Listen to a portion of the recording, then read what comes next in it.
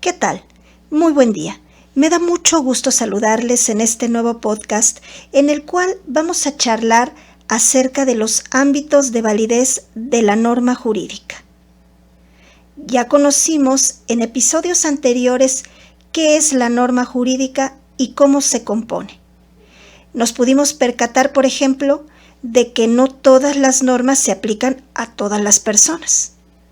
Contrario a la creencia habitual de la generalidad del derecho, el legislador clasifica a las personas en categorías y determinadas normas solo se aplican a determinadas personas que encuadran en la hipótesis legal.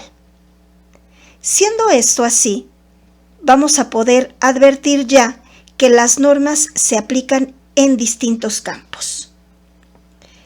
De allí parten los ámbitos de validez del derecho o de la norma jurídica. Tenemos varios que vamos a analizar a partir de la perspectiva del doctor García Maínez. Son el ámbito personal, el ámbito temporal, el ámbito territorial o espacial y el ámbito material. Vamos a comenzar hablando del ámbito personal. Desde el punto de vista de su ámbito personal de validez, las normas del derecho se dividen en genéricas e individualizadas. Las genéricas son las que obligan o facultan a todos los comprendidos dentro de la clase designada por el concepto sujeto de la disposición normativa. Reciben el nombre de individualizadas las que obligan o facultan a uno o varios miembros de la misma clase, individualmente determinados. De acuerdo con el artículo 1860 del Código Civil del Distrito Federal, si un establecimiento ofrece al público objetos en determinado precio, el dueño del establecimiento debe sostener el precio. Esta norma, como todas las jurídicas, consta de dos partes, el supuesto y la disposición. El supuesto del artículo 1860 del Código Civil del Distrito Federal está constituido por la hipótesis de que un establecimiento comercial ofrezca al público objetos en determinado precio. La disposición estatuye que, en tal hipótesis, el dueño está obligado a sostener su oferta. Ahora bien, como el concepto sujeto de la disposición normativa es dueño del establecimiento, la norma es aplicable a todos los miembros de la clase designada por aquel concepto. Expresado en otro giro, todos los dueños de establecimientos comerciales tienen el deber de sostener el precio de sus artículos si los han ofrecido al público en una determinada cantidad. A diferencia de las genéricas, las individualizadas únicamente obligan o facultan a uno o varios miembros, individualmente determinados, de la clase designada por el concepto sujeto de la norma genérica que les sirve de base. Por ejemplo, la sentencia que condena a Juan Pérez a 20 años de cárcel por la comisión de un homicidio es una norma individualizada, ya que solamente es aplicable al acusado, pero el fundamento del fallo reside en una norma genérica, según la cual quienes den muerte a un semejante en tales o cuales circunstancias deberán sufrir tal o cual pena. Mientras la disposición genérica se refiere a todos los comprendidos dentro de la clase designada por el concepto jurídico homicida, la sentencia judicial solo se aplica a un miembro individualmente determinado de la misma clase. Las normas individualizadas, dice el doctor García Maínez, divídense en privadas y públicas. Las primeras, las privadas, derivan de la voluntad de los particulares. en cuanto estos aplican ciertas normas genéricas, las segundas de la actividad de las autoridades.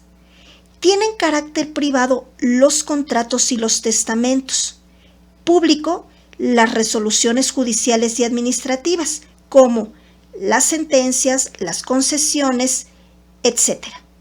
Los tratados internacionales deben considerarse también como normas individualizadas de índole pública. Abordaremos a continuación la clasificación de las normas jurídicas desde el punto de vista de su ámbito temporal de validez. Las normas jurídicas pueden ser de vigencia determinada o indeterminada.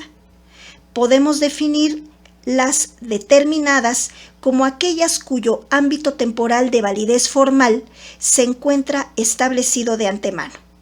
Las segundas como aquellas cuyo lapso de vigencia no se ha fijado desde un principio.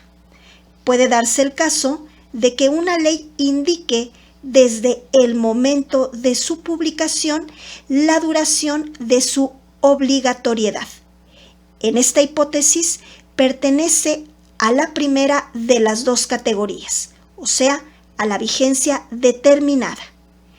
En la hipótesis contraria pertenece a la segunda, a la indeterminada, y solo pierde su vigencia cuando es abrogada, expresa o tácitamente.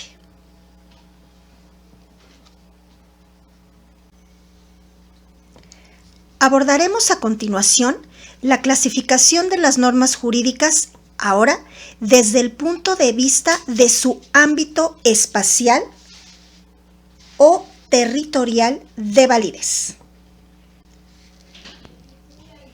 El ámbito de validez de las normas del derecho debe ser considerado, según Kelsen, desde 4 puntos de vista: el espacial, el temporal, el material y el personal.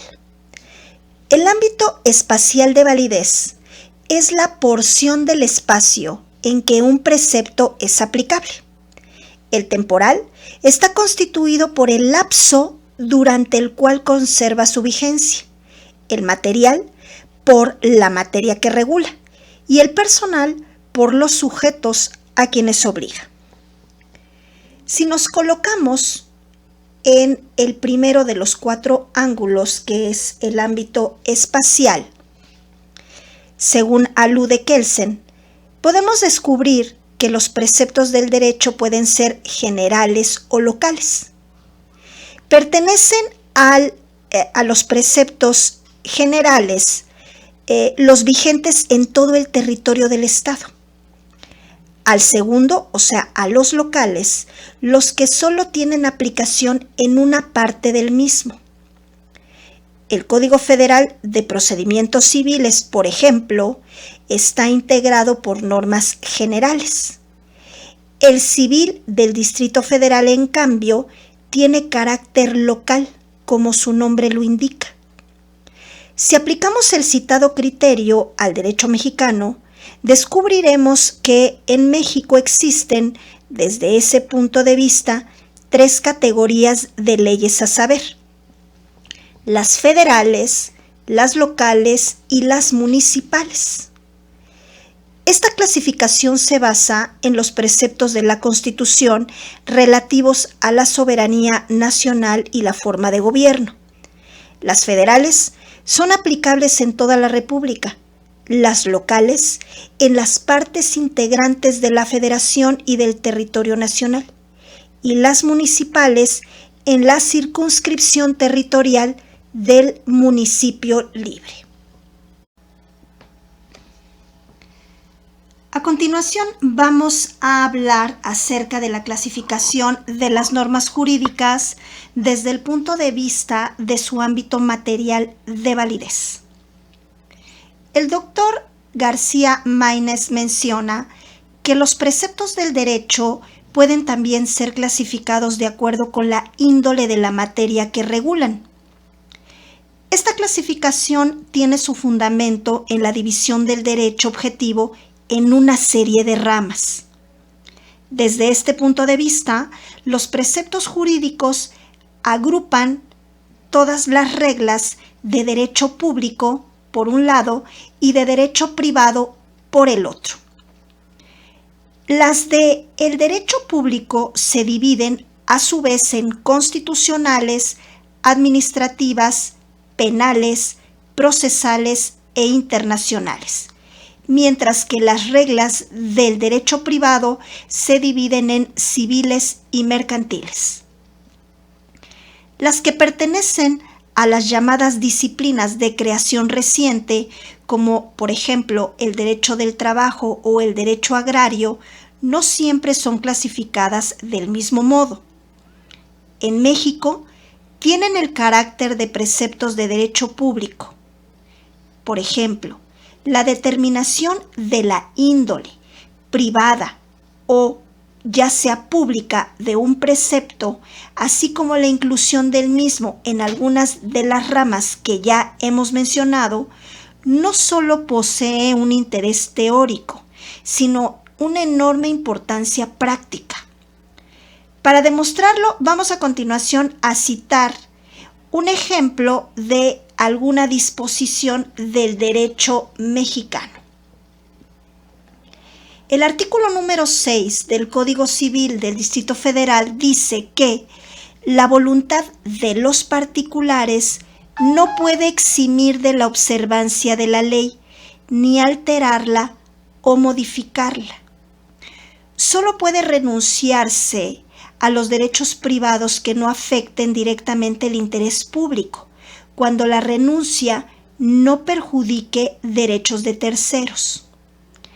El artículo 8 del mismo ordenamiento dispone que los actos ejecutados contra el tenor de las leyes prohibitivas o de interés público serán nulos, excepto en los casos en que la ley ordene lo contrario.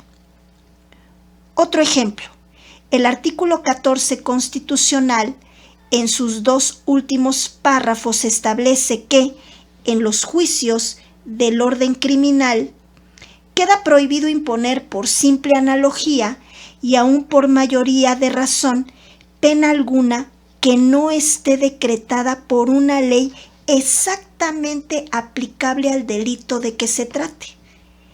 En los juicios de orden civil, la sentencia definitiva deberá ser conforme a la letra o a la interpretación jurídica de la ley, y a falta de esta se fundará en los principios generales del derecho.